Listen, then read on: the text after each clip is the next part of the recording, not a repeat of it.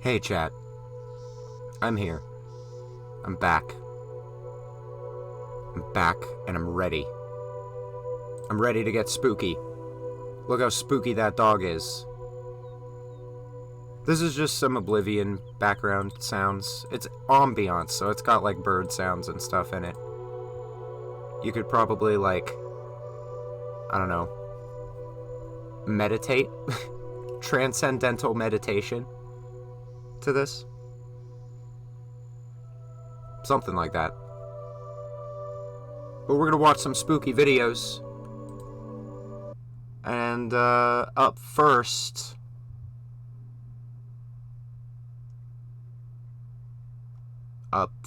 well, up on the thing tonight. Wait a minute. Let me see if I can find. I want to make sure I find the right playlist for this. Okay. Oh, there's 3 seasons. Whoa, hang on.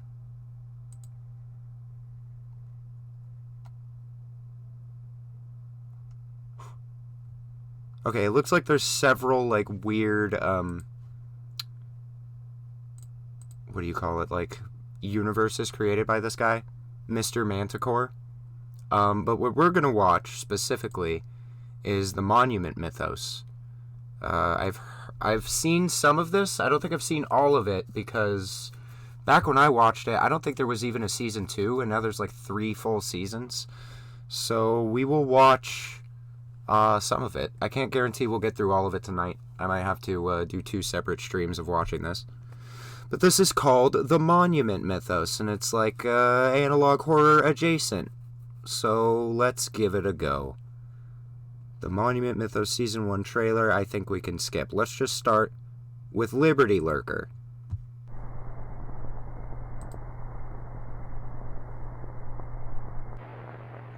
Alright.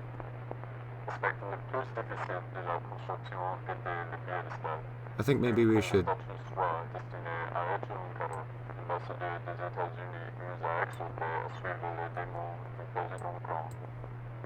I'm gonna try to adjust them.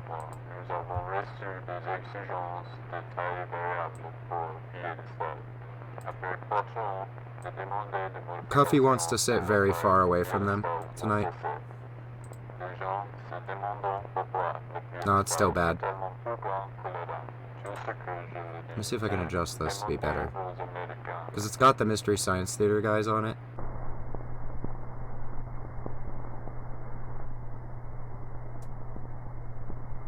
I don't think I can. I think it's time to do away with this idea. It's always just blocking shit. As much as I love the fellas.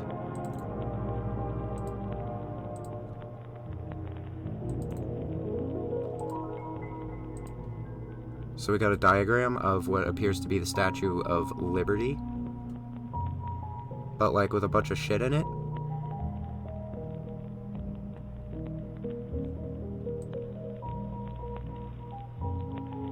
There's a drain for the bodies. Waste storage. This really says a lot about our society. During the summer of 1954, thousands of immigrants described a foul odor while passing through Ellis Island. No, that's just New York.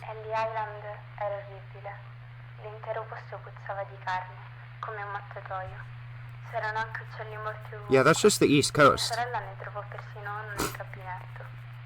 Se già la costa è così, diceva mio padre, immaginate quanto puzzeranno le città. Ricordo di aver sentito altre famiglie dire quasi scherzosamente che volessero tornare a Milano per via dell'odore.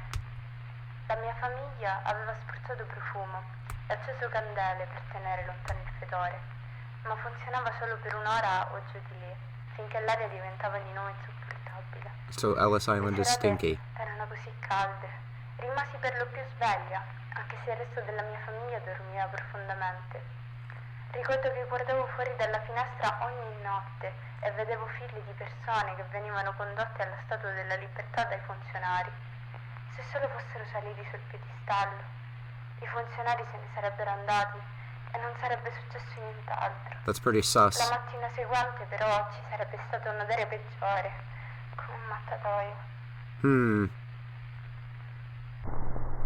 So they're like shoving a bunch of bodies inside the Statue of Liberty? Is that what's going on? First sighting of the Liberty Lurker.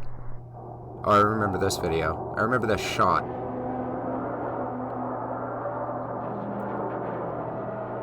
Ooh, what was that?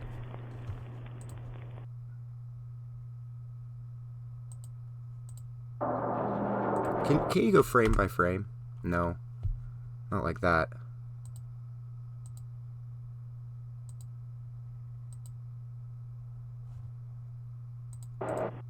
God damn it. Alright, I'm gonna have to do this the old-fashioned way.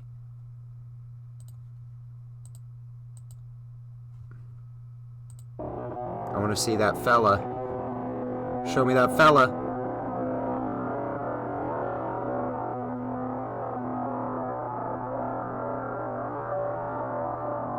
Bruh, the Statue of Liberty being suspended off the edge of its pedestal like this would be so structurally not sound. It's like a centipede.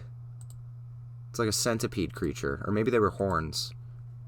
Upon investigation, local authorities likened the waste storage compartment to a mass grave. Ah, so they were just shoving bodies in there.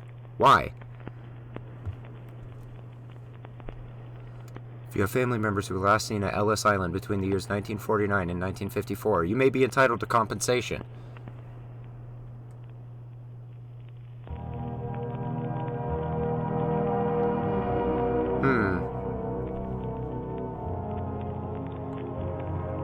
Short, but sweet.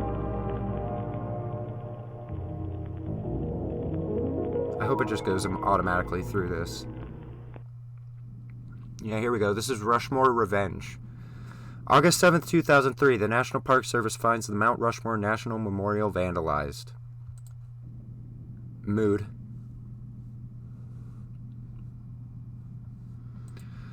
The U.S. government can fund mass murder, if it is labeled a national monument.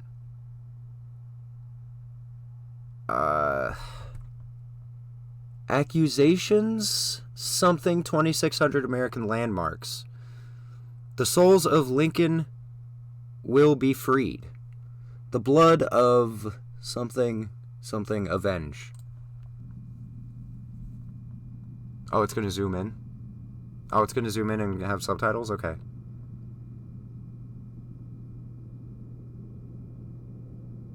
Every day, executions occur in 2,600 American landmarks. Why? The blood of liberty will be avenged.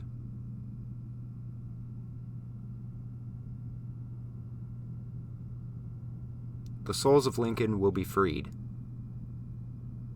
Why are they the souls of Lincoln? Abraham Lincoln's ghost? Did you guys know that the White House is apparently haunted by Abraham Lincoln? Like, every president since Lincoln who's lived there has, like, had ghost sightings. Infection is what all I can read. I hope we get a good translation. I will introduce infection next week, Monday to Sunday, 10:12 to 10:13 p.m. Watch the symptoms. I'm not doing face cam tonight because I don't feel like setting everything up. Due to security concerns, the National Park Service assigns patrols for the next 7 nights. The patrols are told to videotape all anomalies from 10:12 to 10:13 p.m. Monday.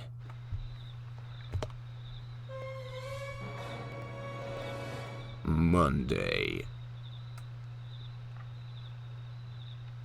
There they are. Did a fucking shooting star just hit the mountain?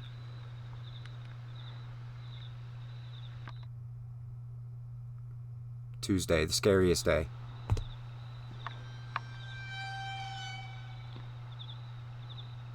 That's them. Oh wait, what's up? Got a flashing on top of the...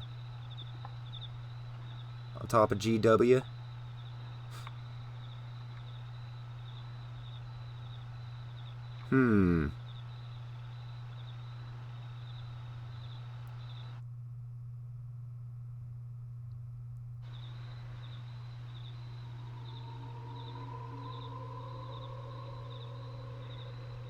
What's gonna happen? Why is it? Oh man, it's so blurry. This is like Bigfoot footage. Zoom out a little, yeah. It's still like Bigfoot footage, man. You have like cum on the lens.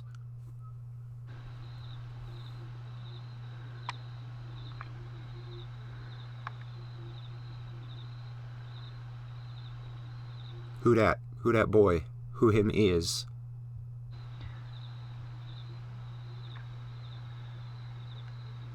Is that a fella? Is that a man standing up there?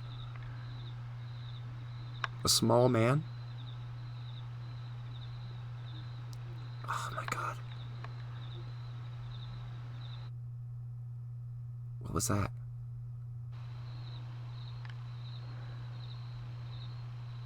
Remove lens cap. Yeah, that would be a good idea.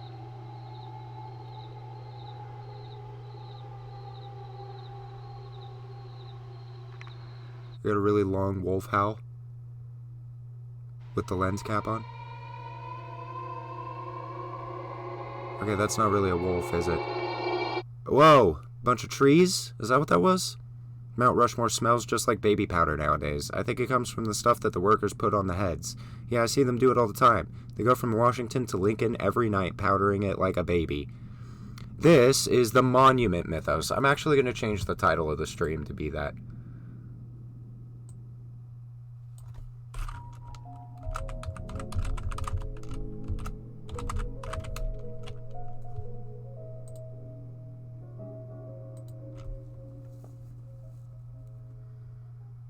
It's called the Monument Mythos. Alcatraz attack.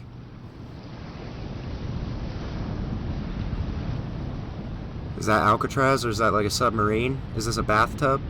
Or is this a beach? That's Alcatraz. 2 days before therapy.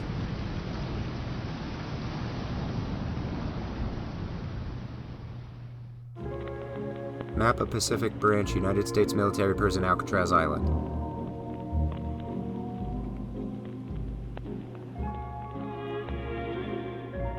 Ah. Music is so happy.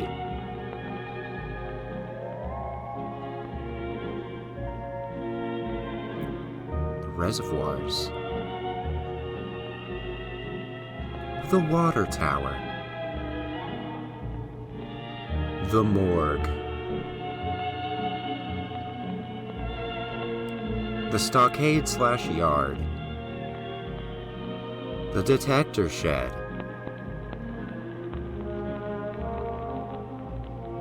The main prison. Why does it have like mitochondria?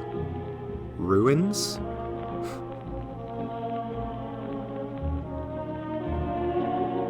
Tennis courts.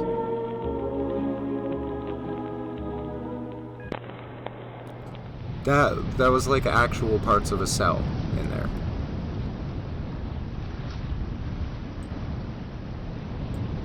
There's a lot of wind noises.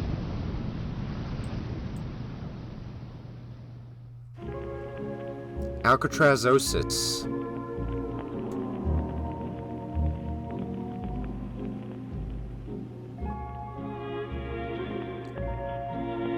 It is a cell.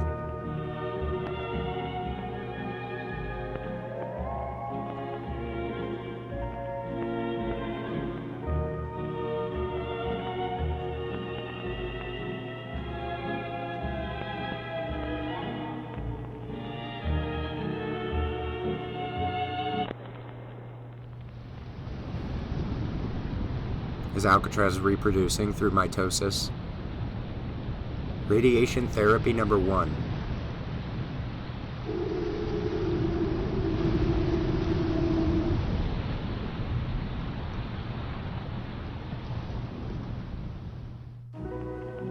Projected movement?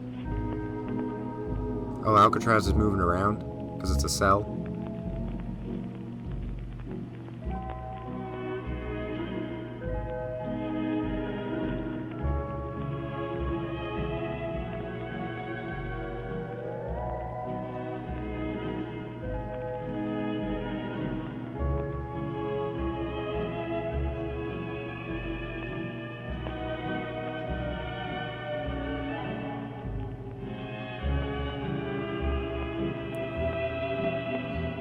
Oh my god, by 2030, the entire city is going to be Alcatraz. There's going to be Alcatraz everywhere. Everybody gets an Alcatraz. One day after therapy. Looks exactly the same. But wait. Oh, there's multiple others.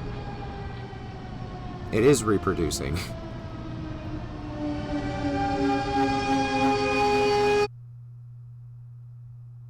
The Alcatraz zone extends to West Texas. All right.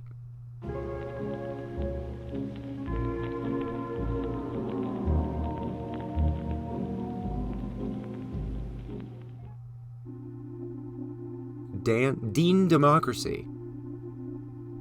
A look back at America's 37th president. During a program of ABC Evening News, anchor Peter Jennings told viewers to look forward to next week for a special broadcast of national significance. Jennings would continue to remind viewers of the special broadcast over the next 7 nights, even referring to it at one point as the most unprecedented announcement in recent history. Oh boy. I can't wait.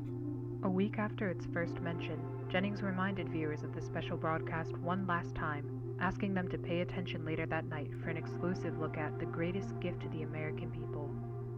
Due to the anticipation built over the week, over 60 million Americans tuned into ABC, waiting for the evening news to end and for the special broadcast to begin.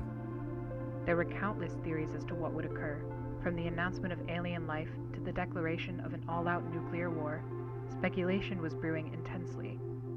Once the evening news program ended, a black screen with a 10-second countdown commenced with the title Dean Democracy. Some viewers, so terrified of the threat of nuclear war, reportedly experienced nervous breakdowns and ran down the street, declaring that Dean Democracy was the code name for an all-out nuclear holocaust. Yet once the countdown ended, all fears were soon replaced with tears of joy and an excitement not seen since the end of World War II. All right. That's plausible. People would totally do that. What are we waiting for? Let's bring them back home. Dean for president. In the seconds following James Dean's presidential... Oh, that Dean. James Dean. Thousands of neighborhoods erupted into celebration. Although other candidates had promised to end the Vietnam War, none had so accurately expressed the same anger that they had felt, which Dean had perfectly conveyed in a 15-second broadcast. Due to popular demand, the ABC Evening News was canceled the next night, replaced by a 30-minute loop of James Dean's presidential announcement. The broadcast was watched again by over 38 million Americans, and the parties continued for the rest of the week. Wow. Due to repeated assassination attempts on Robert Kennedy, the Democratic Party presidential debates were canceled for the 1968 election season. However, this proved to be no issue for Dean, as polls indicated that he was in the lead for the entirety of 1967 and 1968, despite having had fewer public appearances and rallies than any other candidate. The strength of his campaign relied on the powerful advertisements he directed that would air every Friday evening on ABC. The series of programs would be considered by many as another weekly TV series, and went on to become the highest-rated TV show on television after the conclusion of Star Trek in Wow. 1967. Although a presidential debate was eventually scheduled 2 weeks before the election, James Dean instead invited opponent Richard Nixon to a track to race cars on the same night. That's so James Although Dean. reluctant at first, Nixon eventually agreed and went to spend the entire day with Dean, reportedly even telling the actor, "To hell with it, I'm voting for you. You're already a better president than I'll ever be." This statement, although only a rumor, would spread like wildfire in tabloids and permanently curbed Nixon's chance for victory. On the morning of November 1st, 1968, 4 days before Election Day, anti-Dean groups hijacked radio channels and told civilians they were fed up with James Dean and that television was ruining American youth. After the broadcast, the groups went on to cut hundreds of power lines in the southeast, Damn. effectively preventing any of Dean's presidential ads from reaching any household below Tennessee.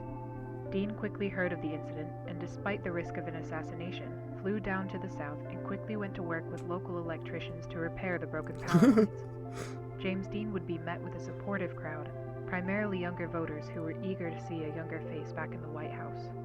Elderly white conservatives, often the parents of the younger supporters, remained in their houses and occasionally peered through their window blinds to catch a glimpse of the handsome candidate.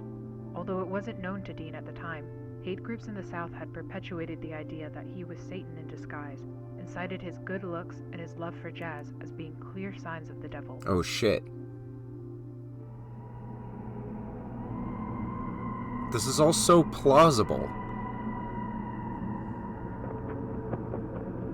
James Dean died in a car accident, so he couldn't have run for president in this year, but this is alternate history. James Dean is no man. Oh, this is so spooky. Produced by the Anti-Dean Association. Elderly white conservatives in the Southeast would be the only demographic unfazed by his campaign, yet Dean continued to travel from state to state, repairing power lines for 4 days straight until the very morning of the election. On November 5, 1968, James Dean received 75% of the popular vote with 395 electoral votes. Nixon congratulated Dean in a phone call the following morning, but Dean refused to acknowledge the win and instead asked to race cars again at the track. You passed the crash site while trying to get home in 2018. Wow. On January 20th, 1969, James Dean held his inaugural address at the official Capitol Raceway. Although presidents in the past had speeches that were typically around 20 minutes, Dean spoke for less than a minute. The 101 was close, so you took a detour. That damn 101. I have a speech, and it has the flotsam that you people expect to hear. But that's not fair. No, that's not fair at all. I'm here for all of you. It's only fair that you speak for yourselves. My words shouldn't be louder than yours. So I've brought many other guests to speak. They're just people like you and I. In the same time that many other presidents have spoken by themselves, America will speak. James Dean was Thank so you. cool.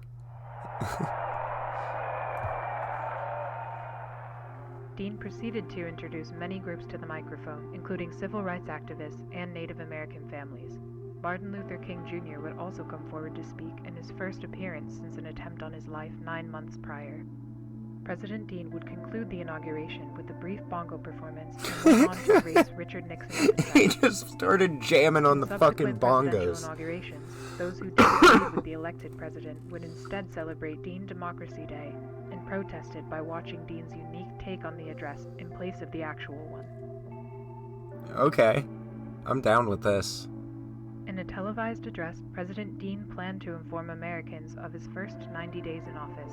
However, 6 seconds into the broadcast, the audio cut out and remained absent for the remainder of the speech. Although anti-Dean groups claimed responsibility and took pride in the sabotage, many civilians claimed that it benefited the president.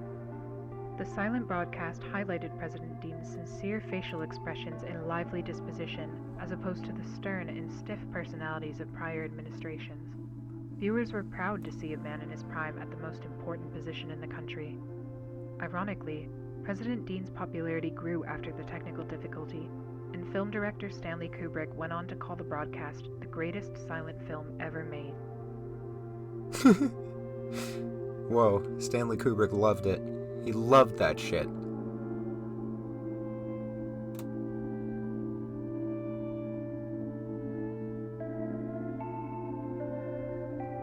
James Dean, huh? And Molly Chen did a good job as narrator.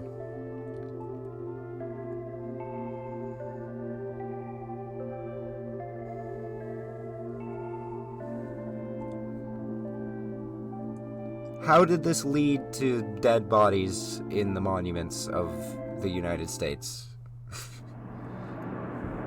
Air Force One Angel.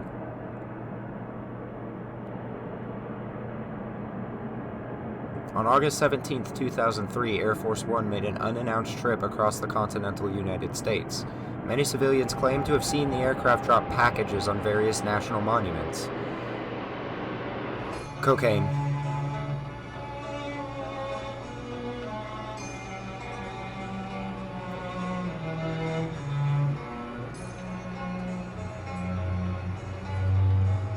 It's cocaine.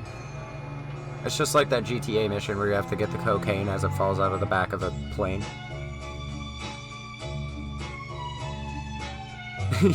Yeah.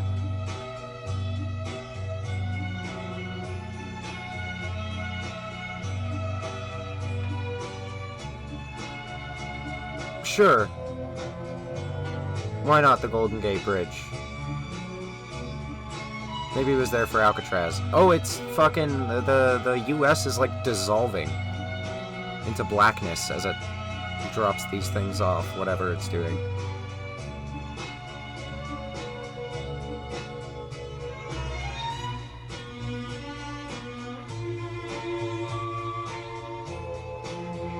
Okay.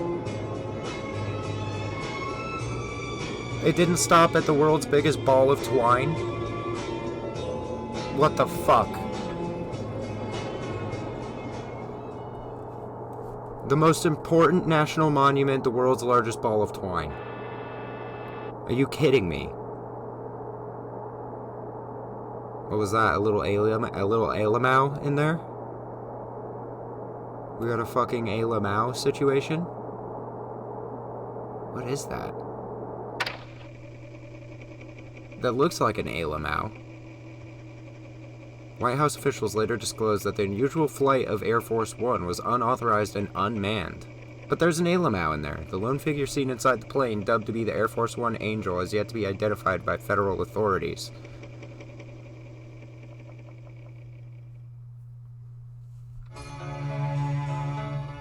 That was a spooky little man.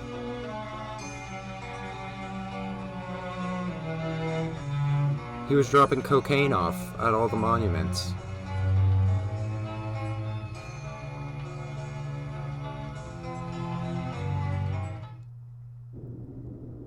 Lincoln Looker.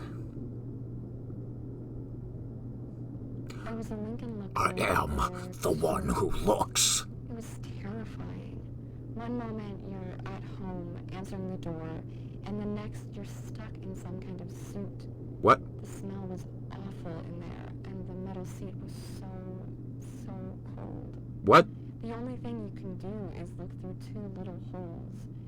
It was some kind of mask, and whenever the sun shined near, I could see the inside of it.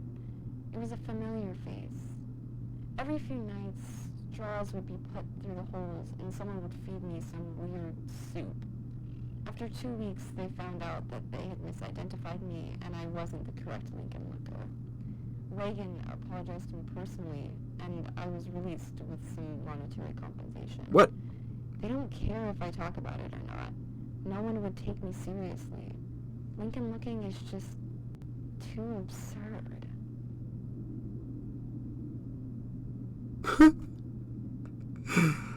Oh, that's such a good one, man. Look at him.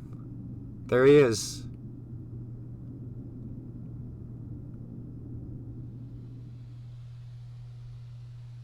There's always that someone that we dislike more than everyone else. Not usually famous or important, but they've done something that's affected us personally. Often you're the only person who remembers this act. But I've been that bad, but memory hurts. Everyone experiences this, and the president is no exception. Except he can do something about it. Every president can choose one person to be a Lincoln Looker. After their alibi is fabricated, the person is abducted from their home, and they stay a Lincoln Looker for as long as the president sits in office. Nobody can question his decision, and it's no trial. What? You might be surprised, but it's nothing new. It's been a tradition. Lincoln Lookers have been around for a very long time. What? Excuse me? Due to rumors that Lincoln Lookers were imprisoned behind presidential portraits, White House officials publicly removed and reinstalled the portraits to demonstrate that no space existed to hold Lincoln Lookers.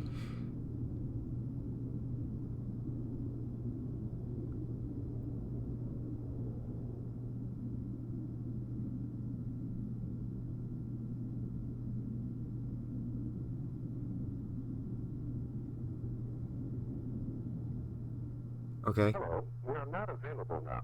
Please leave your name and phone number after the beep. We will return your call.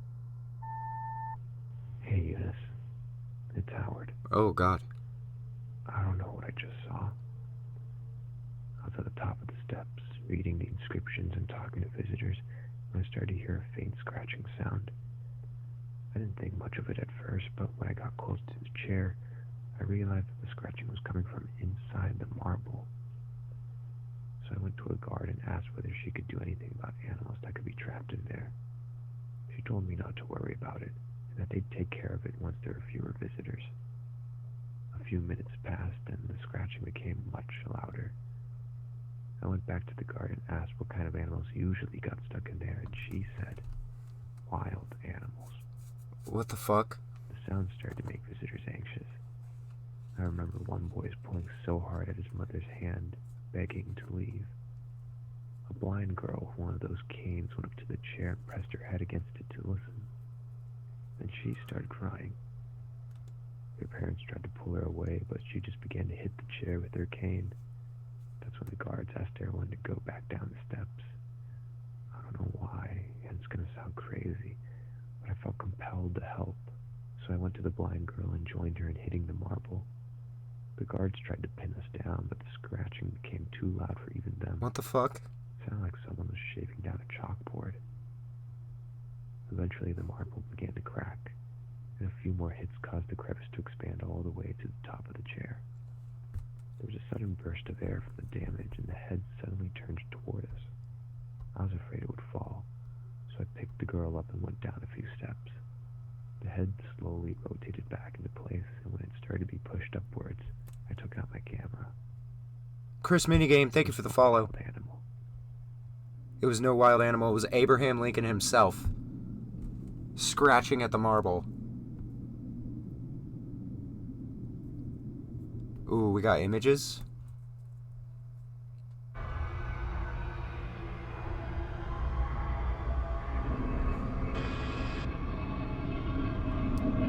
Oh shit. They look like a finger.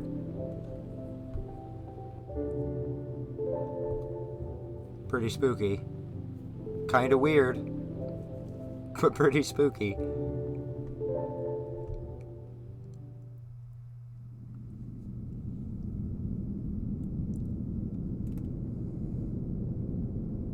The forest fell swiftly. Ooh. As the lumberjack swung, except for the special tree, which could not be stung. She missed her friends and the hymns they sung, so she started a tune that broke the man's lung. Ah. I love nursery rhymes.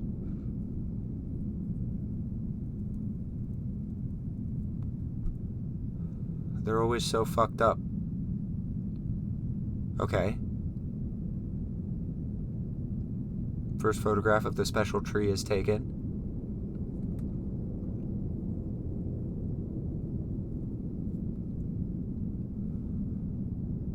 (1848). They built an obelisk around it. Is that going to be the Washington Monument?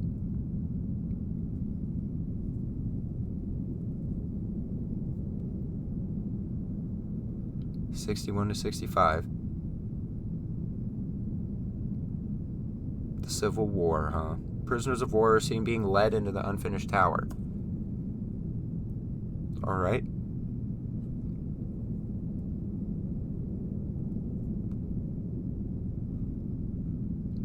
(1888), it's done. Is the Washington Monument that old? Damn.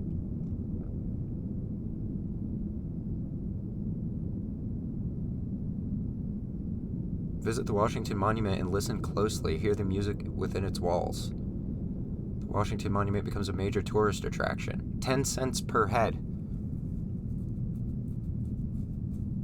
That's not ominous at all.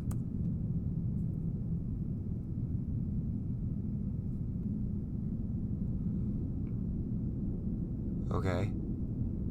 From 1910 to 1971, 20 individuals disappear while visiting the Washington Monument. The missing visitors are known as the Washington absentees.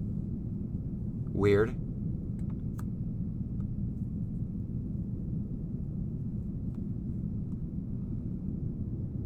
Classified film titled Washington Standard Operation is leaked by news agencies. Oh my.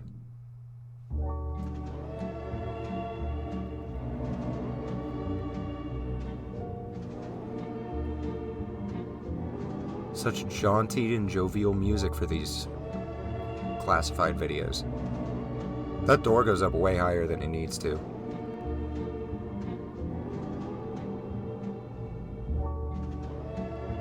Oh, you get to be hoisted? Yo, they usually only reserve that for like horses that have fallen in a ditch. Sound waves. Oh. He's fine.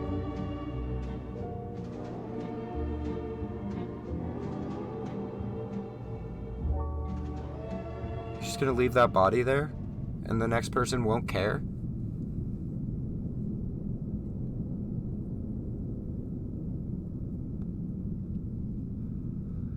The infection is nigh. The music of Washington will end. Shit.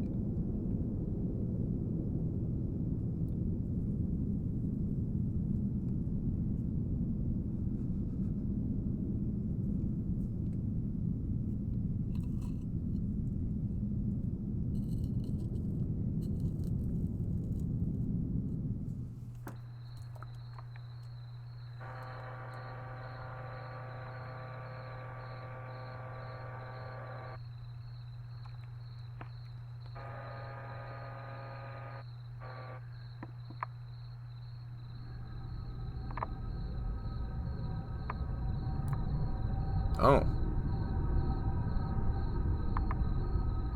Is that the top of it? Or is that another Washington monument coming from the sky? Did it just get bendy? Whoa. All 19 Washington absentees are found unconscious at the base of the monument.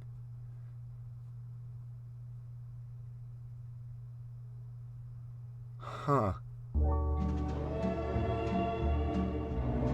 Washington wormhole.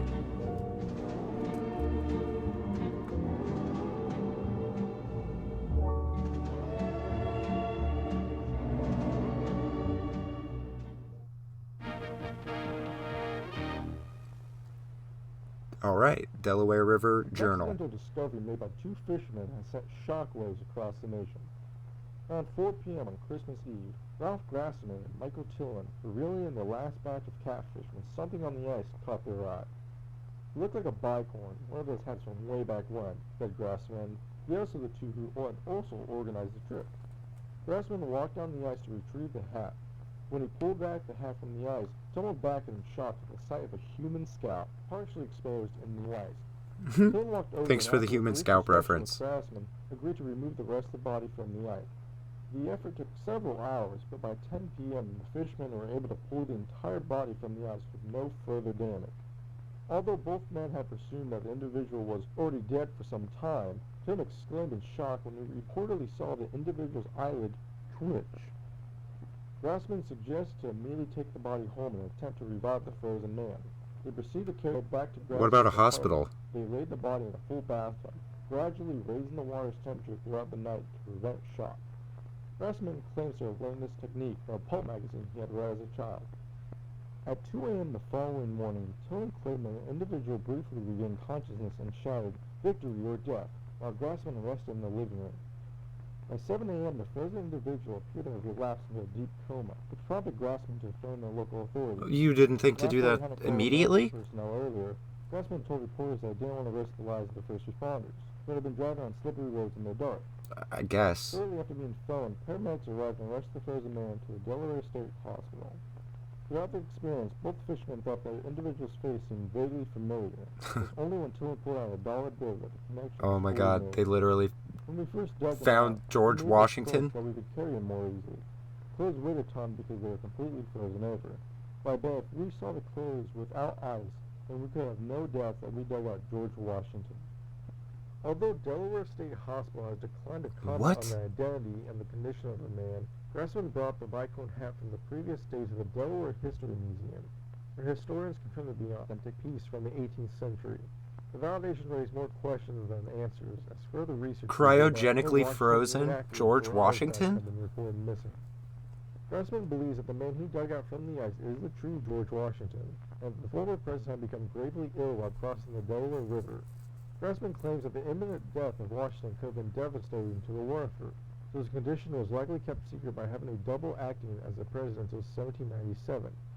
And asked for an explanation to why the body had been found so far from the site of the battle, Grassman replied, "Either drifted away or his men purposely planted it far away so that no one could find it." During Saturday's morning press conference, President Dean shared his thoughts on the discovery in 2 words. Oh, we're back to Dean. I'm surprised. I'm surprised. Wow, thanks, President Dean. The Delaware Double aired on WBOC TV in 12/27/1976. The Delaware River Journal ceased operations on 12/26/1976. Okay. George Washington.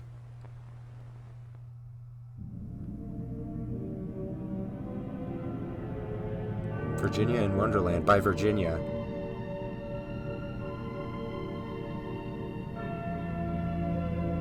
A Recollection of the Tragedy by John D. Rockefeller. During the first winter of the center's construction, the workers set up a Christmas tree just outside the entrance. It was an uncanny sight to see a green fir stand in the middle of what appeared to be a no-man's land. But this tree, humbly ordained with strings of cranberries, buttons, and tin cans, greatly affected me.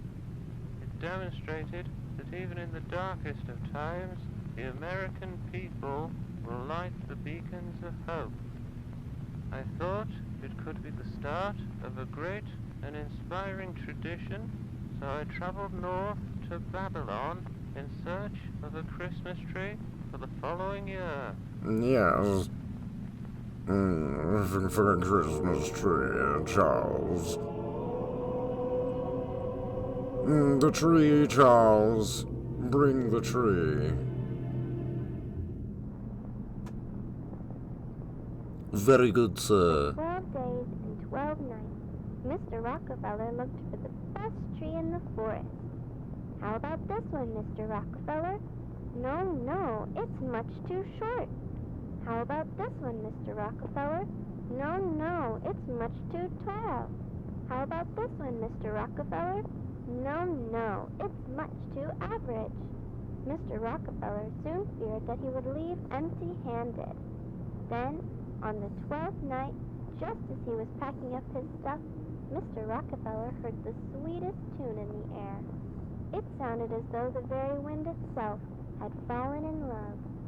He and his men followed the song and found themselves at the base of a very, very special tree. It looks like shit. How about this one, Mr. Rockefeller? It's perfect. For the rest of the night, the men swung their axes at the special tree. Chop, chop, chop. However, when the sun rose, the tree was still standing. Their axes had left no marks at all. Mr. Rockefeller was surprised. The next day, Mr. Rockefeller and his men laid 100 sticks of dynamite around the tree. That's a lot. 3, 2, 1, boom! Yet, the special tree continued to stand. Mr. Rockefeller was surprised.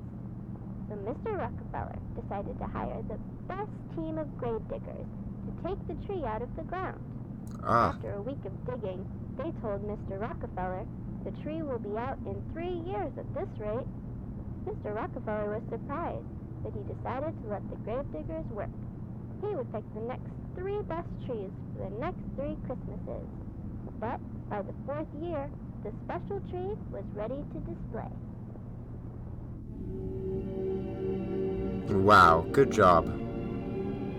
Good illustrations.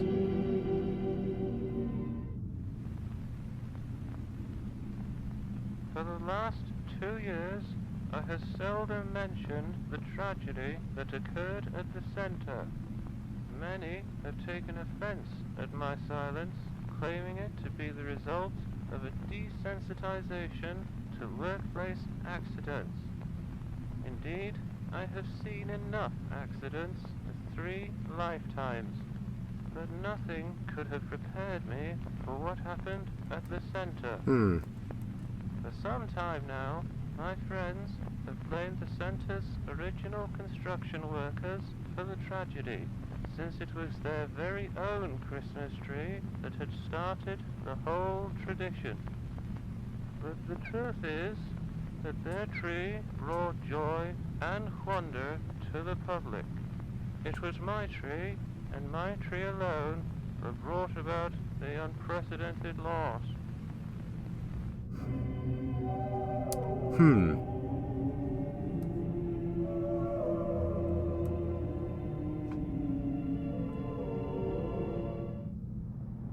On a cold December morning in Midtown Manhattan, Rockefeller's men slowly raised the special tree. Heave ho! Heave ho! Heave ho! By the afternoon, the special tree stood tall and still. It was unlike any other tree, having no color, branches, or leaves. It's got a few branches. The mayor Come of on. New York, Mr. Guardia, thought that the tree was too bare and asked for branches to be added so that ornaments could be hung. Mr. Rockefeller didn't agree. He thought the tree was perfect, just the way it was. But since Mayor Guardia had been one of his best friends, Mr. Rockefeller told his men to glue some branches on. I, Virginia, watched as the men placed branches on the special tree. I had saved my money for over 9 months to purchase a little star ornament because I wanted to be the very first person to decorate the Rockefeller Christmas tree. That's a lot of time to save money for Because I decoration. planned to hang my ornament as soon as the tree was standing.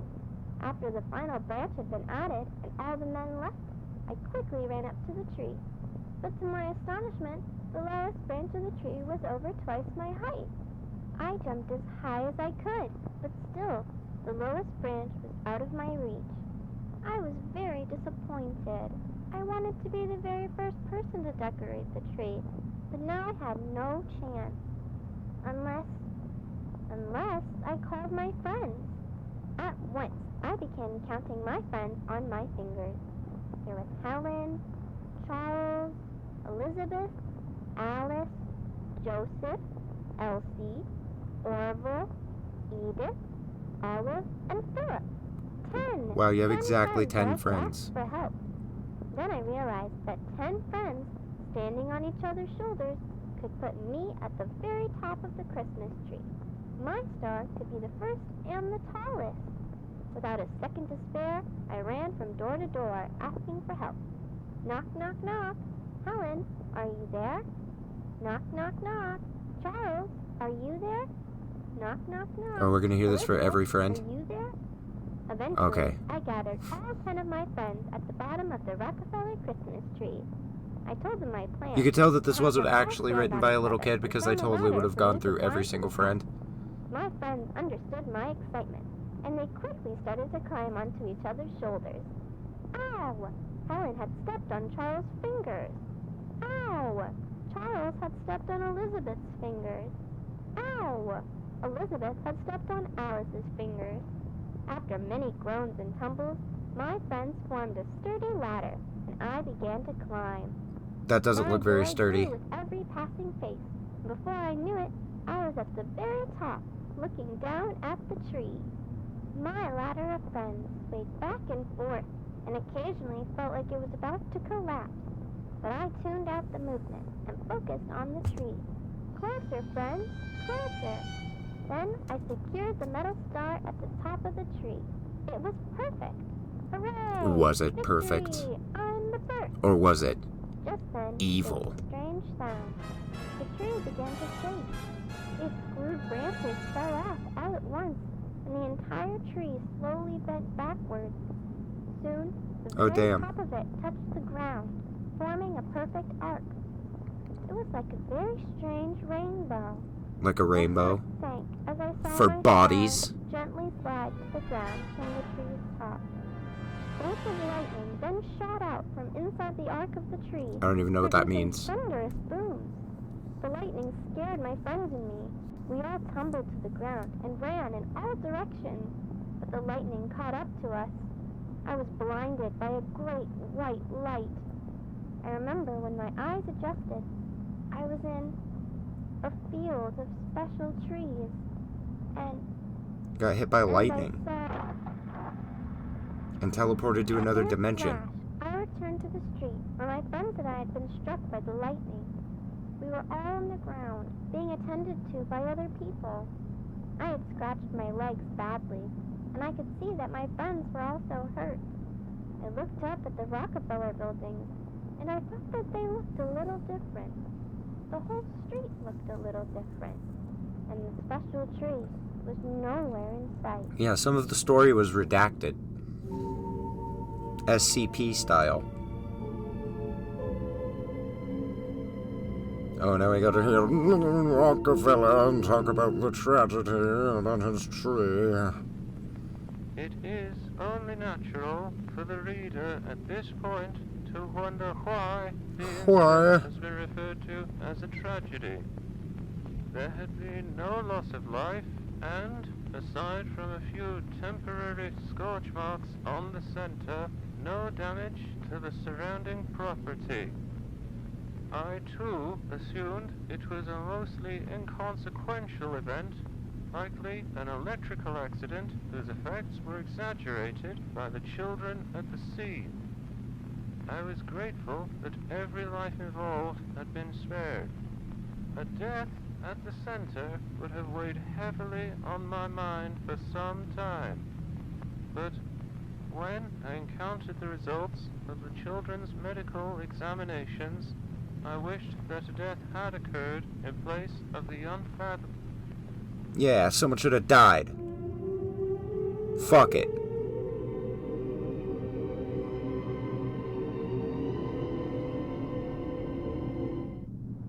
My mom and pa visited me at the hospital, but they looked completely different. Ma looked worried. After she wiped her tears, she asked, "Did you hang your bear at the Rockefeller tree?" I answered, "It wasn't a bear. I was going to hang a star." Instead of redacted. "What do you mean?" I guess we're about to hear what happened. "Where did you get these clothes?" I answered, "These are my clothes, the ones you helped me put on this morning." To which they asked, "What do you mean?" My ma then asked, "Why are there dots all over your face?" I answered, "Those are my freckles. I've had them since I was little." To which they asked, "What do you mean?" My parents quietly left my bed and talked to my friends' parents. Then they all started to cry and yell. The nurses made them leave, which made me feel better.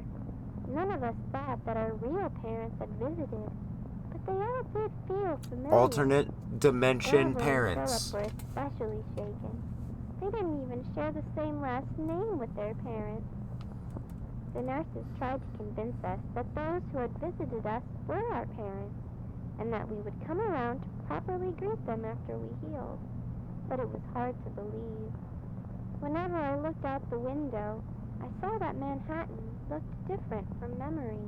Alternate dimension Mr. parents. Rockefeller himself was kind enough to visit us in the hospital. He asked us whether we were okay, and then after some time, he and the nurses began to ask us some very easy questions about American history. With every reply, they would chuckle and shake their heads, until I told Mr. Rockefeller who I thought he was. He chuckled at first, and then became silent, as if the simple fact had deeply affected him. He had asked all my friends a few more questions about himself, and with each answer, he seemed a little more scared. Mr. Rockefeller quietly stood with the nurses for a while, before he wished us a Merry Christmas and left. That evening, the nurses took x-rays of us to make sure we hadn't broken our ribs. Usually, Those taking the x-rays are more than happy to show their patients what the pictures looked like. But when I asked to see them, the nurses ignored me. I didn't fall asleep that night. I kept my ear close to the wall to hear what the nurses were saying next door. I heard one sentence over and over. Everything's backward.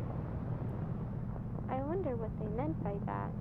I never told my friends because I didn't want to scare them. But I spent the rest of the night with my hand to my chest, wondering if my heart was ever on the right side.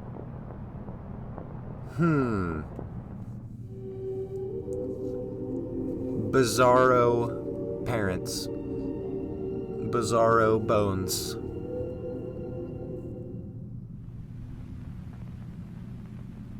For several weeks, What if the all your children shit was were kept backwards? under observation at the Columbia Presbyterian Hospital. I visited them as soon as I had the chance to. All the families of these children were deeply unsettled, that they had all independently come to the conclusion their child had been replaced by a doppelganger. They claimed that these new sons and daughters possessed substantial differences from their real children. The majority of differences involved altered physical attributes and the inability to recognize familiar locations and characters, such as their parents and their homes. Two boys even claimed to have names different to those that their mothers had given them at birth. But of all the discrepancies, the most bizarre was their faulty recollections of notable persons and events. For instance, each of the affected children claimed that I had become the wealthiest man in America through an oil monopoly. It is common knowledge that I did indeed work at an oil refinery in my youth, but to entirely deny my 2 terms as president and insist instead that I had always been a mere philanthropist struck me as being particularly odd. The families were agonized by the children's behavior. Some continued to search for their real children. I support their endeavors, for I do not believe that the children's afflictions were the result of hysteria. Every day, I find myself recollecting the day that I had selected the tree. I have since realized the difficulties involved in the removal of it should have repeatedly discouraged me. And had I been discouraged, the families of those children would not be experiencing the anguish that they currently have. Perhaps I never had the opportunity to select another tree. Perhaps I was meant to select that tree regardless of my persistent character. Perhaps we are all trolleys, forced to follow the path of the track to each of our destinations. I take solace in that thought. Or perhaps the tree chose me.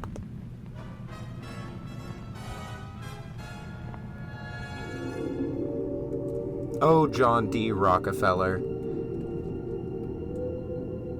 You and your trees. Many, including my father, believe that the 1934 Christmas tree vanished. This is untrue. I have seen it wandering the plaza on many occasions, and it resembles a man far more than any tree. That's odd.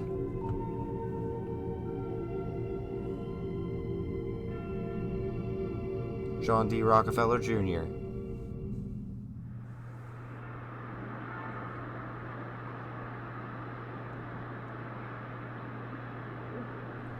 The GE building?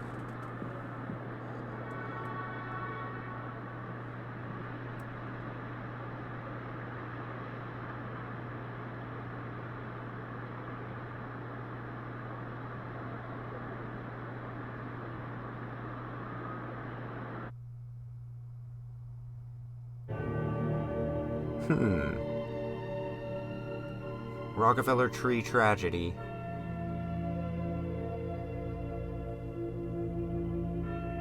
What the fuck?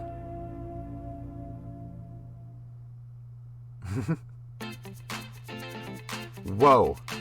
Canyon Crown. My crazy Grand Canyon adventure. Alright. What's up, gamers? Me and my brother deep in thought.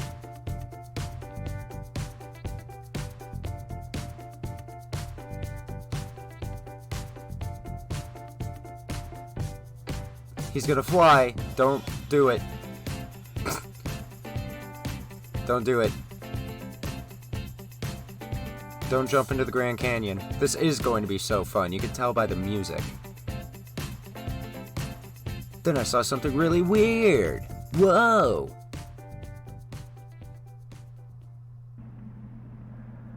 It's Bigfoot footage again. God, everything is so blurry.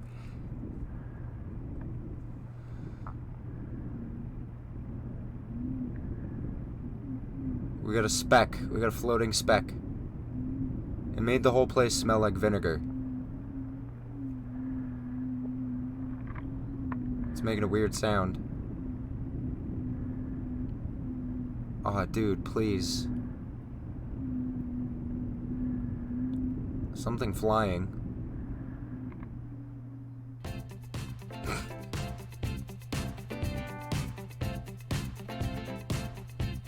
Rock on!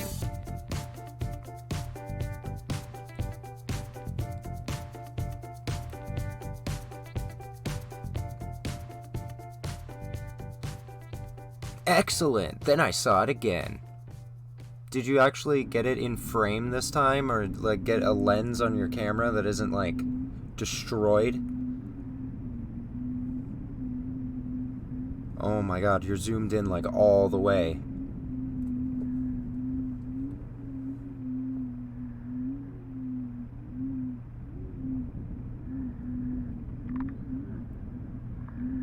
Okay, this is a little better.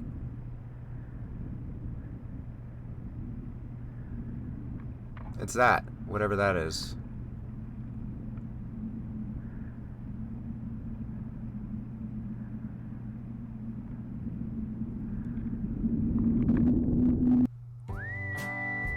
Okay.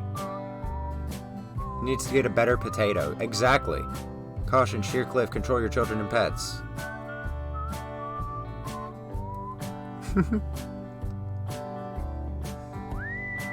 Oh man, this country and western music, is that David Allan Coe?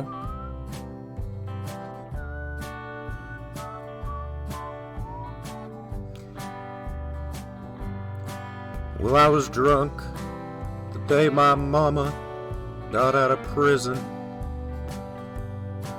We did a little research and found out what we saw. It's called a canyon galan. Or a canyon crown. It uses vinegar to shrink its huge head back into its body. My dad said the reason we went on this trip was so he could find his sister Maya. We're in danger. I think that was Maya. Oh.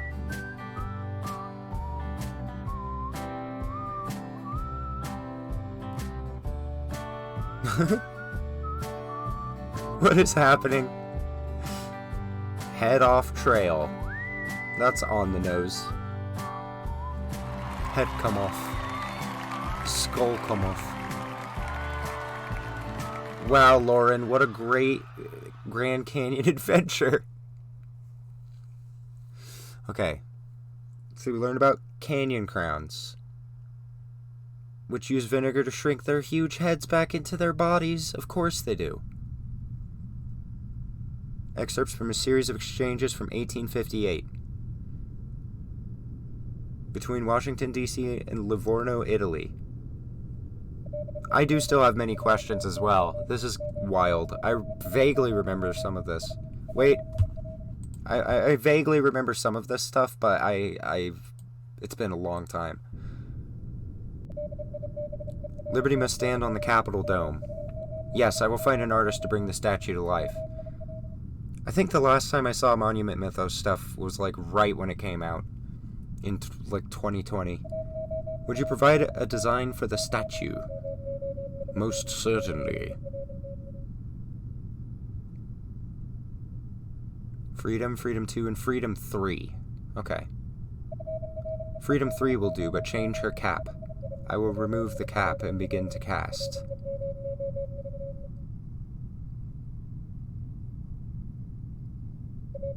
Freedom is difficult to cast. Apologies for delays.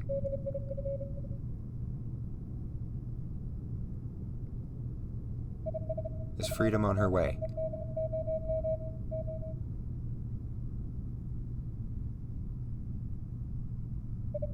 Inspector Zaffino speaking. Mr. Crawford passed away. Monarca will receive the Freedom. Expect arrival in a month.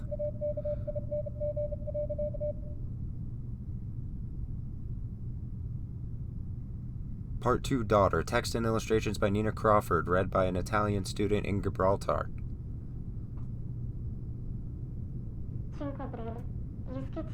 Papa's sketches for Freedom are beautiful. She looks like Mama if she was a queen.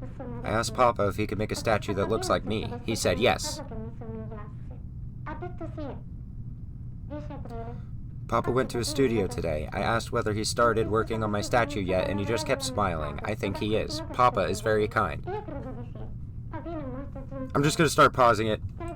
We have not heard from Papa for a few days. This has happened before, since he likes to work at his studio for a long time, but Mama was very worried today.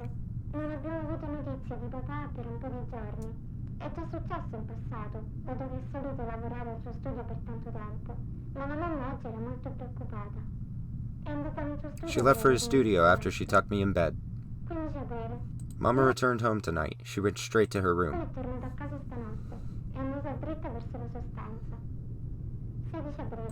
Inspector Zaffino came by today. He asked us about Papa and then went to Mama's room. A few moments later, more men showed up. Mama was crying. She kept yelling.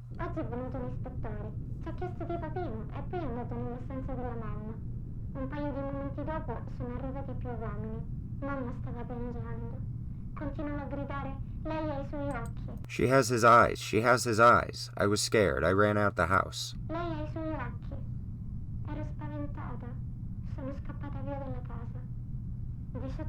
I remember Papa telling Mama about how the statue would be put on a ship named Monarca. I went to the docks and found her anchored nearby. Next to the ship were some boxes.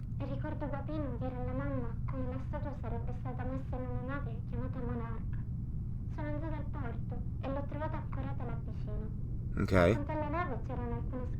Good idea. Parts of Freedom were in each of the boxes. I crawled into the box that was empty. I hope to be sent to where Papa is. I feel his spirit around Freedom. Wait, did he put his, literal eyes in the statue? Is that what's happening?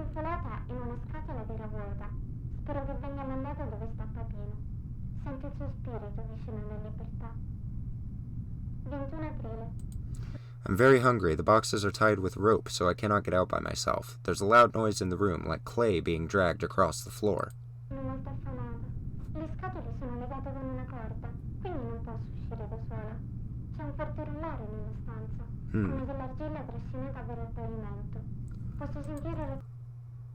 Oh, sorry. I can hear the ropes being cut, and something big coming out of the box. Is it Papa? There are more sounds, like wood being broken.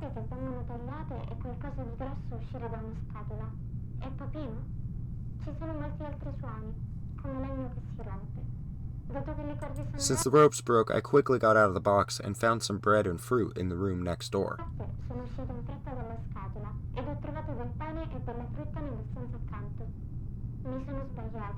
And I am wrong. It isn't Papa, but it has his eyes. I'm scared of going into the box again. It made louder sounds yesterday. While I gathered food, I think the men saw me. The box is the only place to hide.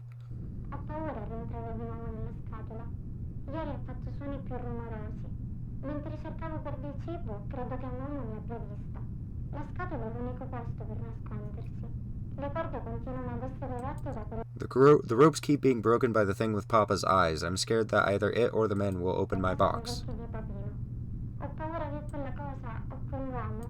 I'm scared that either it or the men will open my box. I will not write as much because I'm afraid of making noise. I will write again when I am on land. Sono aprire la mia scatola. Non scriverò più molto, perché ho paura di fare rumore. Scriverò nuovamente quando arriverò sulla terraferma. 29 aprile. The thing with Papa's eyes took me today. It held me as it ran through the jungle. Its sword cut hundreds of trees. La cosa con gli occhi di papà oggi mi ha preso. Mi ha tenuta mentre correva attraverso la giungla. La sua spada ha tagliato centinaia di alberi. Non ho potuto vedere molto. I could not see much in the dark, but I did see Papa's eyes staring down at me from those metal eyelids. Buio, ma ho potuto vedere gli occhi di papà. That's creepy. Siamo scesi giù per We went down a hole and into a deep cave. After it let me down on the ground, it started a fire by hitting its arms against rocks. È in una grotta profonda. Dopo avermi messo a terra, ha acceso un fuoco colpendo le sue braccia contro delle pietre. Ormai è da ore che si... It has been sharpening its sword on the rocks for hours now, but it has not ever looked down at his blade. la sua spada con le rocce, ma non ho mai guardato la mano. Oggi, sin da quando Since I've started writing today, the thing with Papa's eyes has been looking at me. scrivere, la cosa con gli occhi di papino ha fissato me. That sounds fine and good. Excerpts from the captain's log. Captain's log. 19 aprile. 6 casse sono state caricate all'alba. Sono pesanti. Su di esse contiene una parte di una grossa scultura. Okay. 29 aprile. We landed in Gibraltar, and at dawn, the ship took hours to steer into port. There were many, many holes in the storage room. Each one allowed enormous amounts of water to enter. Without the tar, we would have sunk. In 3 days. C'erano molti buchi neri postiglia. Ciascuno di essi ha permesso d'enormi quantità d'acqua di entrare. Senza il catrame saremmo affondati in 3 giorni. Abbiamo aperto le casse April 29th, we opened the crates for customs officers. The crates were empty. per gli ufficiali della dogana. Le casse erano vuote.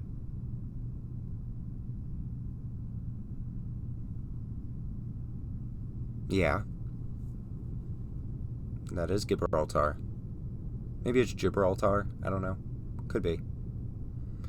Commissioner, written and read by Commissioner H. Morgan. On the morning of April 29th, we received numerous reports regarding a tremendous force that rushed up the rock, which tore down hundreds of trees and created several landslides throughout the previous night. One civilian likened the phenomena to the work of a gigantic crazed fella. Due to the sheer number of reports and the high level of concern in the surrounding community, I deployed myself along with 13 That is officers to Spain. the rock in search of an explanation. We discovered that there was indeed a newly forged trail. through the Atlantis is same supposedly stretching all right in that the area way up somewhere, the rock. according to Plato. The trail was astonishingly linear, with no bends in the path. The cuts to the trees themselves were precise. The downed trees continued to be warm to the touch, presumably due to the extreme speed of this force. Huh. Any fires present along the trail were extinguished by fellow officers as we traversed the rock. The path ended at a large crevice in the ground, which looked to be an entrance to a large underground cavern. After requesting additional men and equipment, Officer Hadley descended into the crevice. It was not long until Hadley exclaimed in fright and urged us all to enter. Within the following hour, the majority of us were in the cavern, which appeared to be an undiscovered offshoot of St. Michael's Cave. In the middle of the location stood a plaster model of a tall Greco-Roman statue of a woman. Surrounding the sculpture were the splayed remains of an individual, flattened like a set of claws. Oh no. A hollowed-out torso was stretched a quarter of the way up the statue, the sight of which compelled a few of the officers to exit the cavern. Oh no.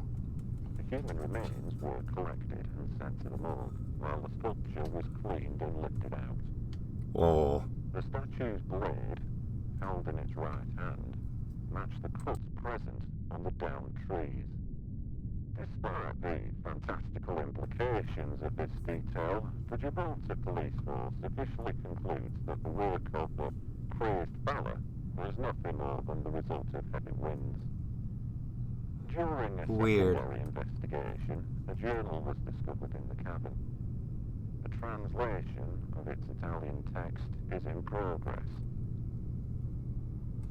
I think that's the journal we just got to hear.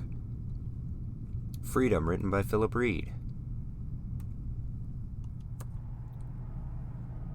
Arrives the tight-knit wooden ship. The plaster body is absent. Instead, a tall, wounded woman sleeping in its vessel, donning a helmet wrapped in a robe, clutching a sword and a damaged shield. Overheard a conversation with the captain. A violent conflict with Freedom at the port in Gibraltar.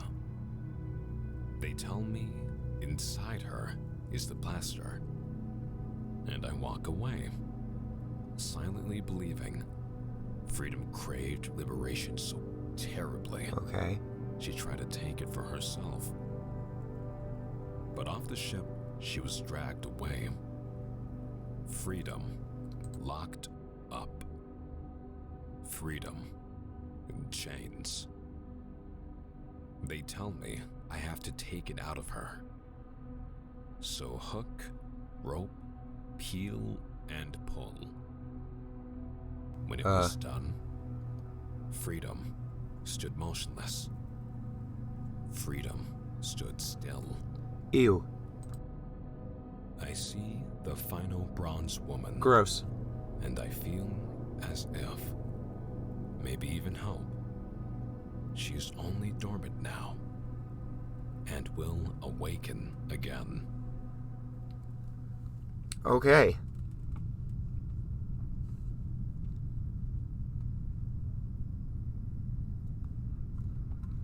Anti-Dean Association storms U.S. Capitol. Millions look on in horror during attack on democracy.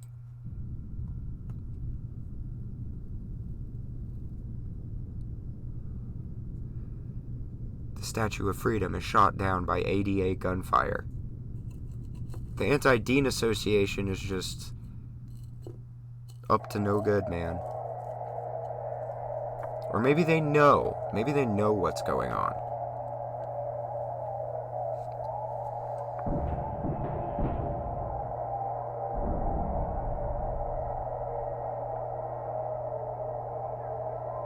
Once again,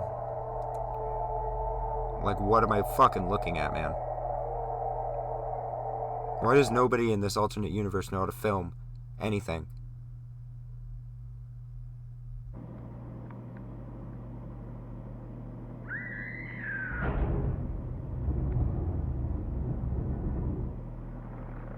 I think that was the statue peeking down.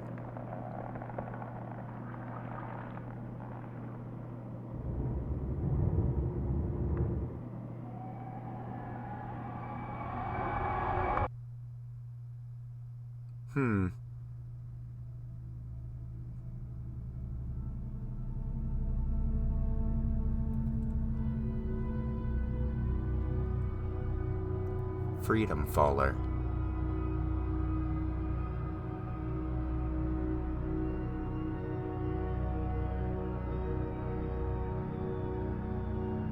Weird.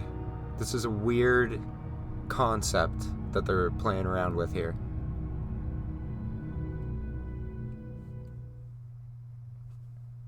Is that it? That was all of season 1? No, I don't want to watch the fucking... The Ouroboros cycle. I don't want to fucking watch this random video. Stop it. Let me make sure we got through the whole thing. There wasn't anything else? No, that was all of season 1. Let me check out the rest of the channel, because I think there's 2 more seasons. That might be a good spot to leave off for now. Yeah, there's Monument Mythos Season 2 and the Monument Mythos Season 3. They all look to be just about as long. Actually, it looks like the Season 3 is still being made. The playlist was apparently updated today. So I'm going to leave it off here for now. We'll watch Season 2 maybe tomorrow, maybe Friday. Friday might work better because it's going to be fishing, and I'm probably going to need something else to go with fishing. But yeah, this is a weird one, and I think I'm liking it so far. But it's so weird. I have so many questions. What is the deal with those like head things with the vinegar in the Grand Canyon? Are we ever gonna get closure on that? I don't know. It's getting weird. It's getting wacky. And we'll finish it up. We might even watch the rest of it on the next time, because Season 2 is also 12 videos long, but then Season 3 is only 8 so far. I don't know if they're making more or not, but we'll check it out. And that'll probably be one of the next streams I do, either tomorrow or the next day. But it's 3:30 in the morning, so I'm going to get going. You guys have a great night. Thanks for joining me, and stay spooky.